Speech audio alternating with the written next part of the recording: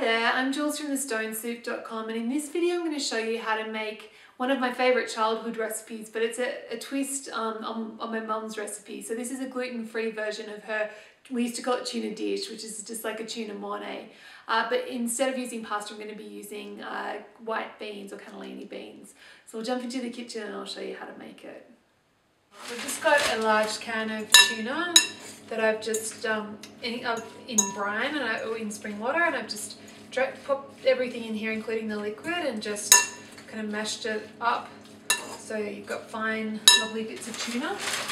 Then I've got half a kilo here, so about a pound of ricotta. So full fat ricotta, of course. I want it to taste lovely. So I'm just going to mash that in. So I've just got a baking tray. I'll get a little bit of the tuna mixture into the bottom of the tray, kind of spread it out. Just enough for a thin layer. Doesn't have to cover the bottom completely. And then I've got my cannellini beans. So these are white beans. I've got 4 cans here that I've drained really well. So just spread about half of those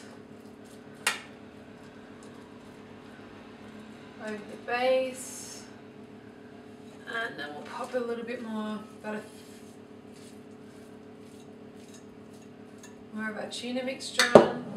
And I've got some cheese grated here. This is an Emmental, it's a Swiss cheese, but you could use your favourite cheddar, whatever you feel like, just something that's going to melt well.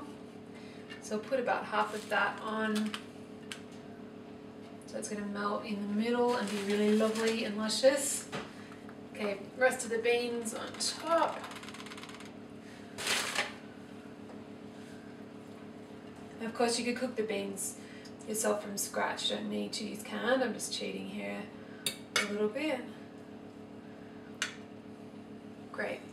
So then we're going to top with the rest of the tuna and put on the rest of the cheese.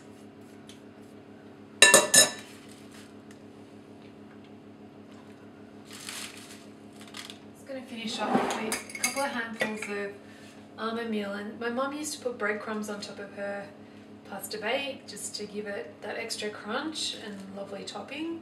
So we're going to I'm just using almond meal because it's a nice, easy, gluten-free option. So that's going to bake it for 20 minutes to half an hour until the cheese is melted and everything's golden and bubbling. So if you enjoyed this video, I really encourage you to come on over and visit my blog. It's thestonesoup.com, and if you sign up for email updates, you'll get a free e-cookbook filled with video recipes just like this one. So I hope to see you soon.